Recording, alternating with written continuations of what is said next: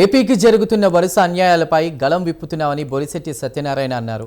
ఆంధ్రప్రదేశ్ రాష్ట్రానికి మరోసారి తీరని అన్యాయం జరుగుతోందని అన్నారు. 2026లో వాల్తేరు డివిజన్ విభజన రూపంలో కేంద్ర ప్రభుత్వం ఆర్థిక మూలాలపై దెబ్బ కొడుతోందని, దీనికి వ్యతిరేకంగా గళమెత్తాల్సిన బాధ్యత ప్రతి ఒక్కరిపై ఉందన్నారు.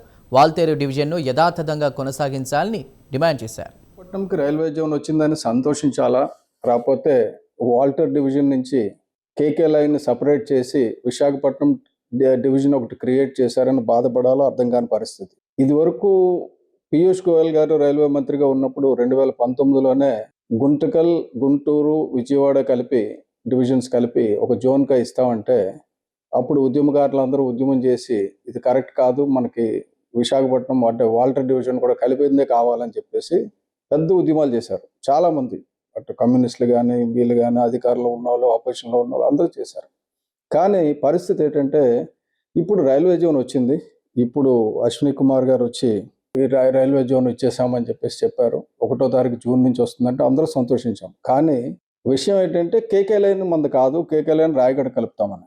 కేకే లైన్ అనేది దాని చరిత్ర చూస్తే 1960లో విశాఖపట్నం కిరండోల్ లైన్, కొత్త వలస కిరండోల్ లైన్ అంటారు, కేకే లైన్ అనేది స్టార్ట్ చేశారు. స్టార్ట్ చేసి 67 నుంచి అది ఆపరేషన్లో ఉంది. దాదాపు 60 సంవత్సరాలు అయింది. 60 సంవత్సరాల నుంచి విశాఖపట్నం ఎక్స్పోర్ట్స్లో విశాఖపట్నం పోర్ట్ నెంబర్ 1గా ఉండడానికి ప్రధాన కారణం ఏంటంటే ఈ కేకే లైన్.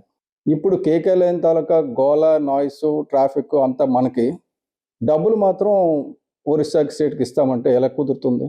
ఆ 7,000 కోట్లలో కనీసం ఒక 5,000 కోట్లు మనకు వచ్చి 2,000 కోట్లు వాళ్ళ ఖర్చులకు పోయినా పర్వాలేదు, కానీ ఆదాయం అక్కడ వ్యయం ఎక్కడ అంటే కుదరదు. మేధావులందరూ ఆలోచిస్తారని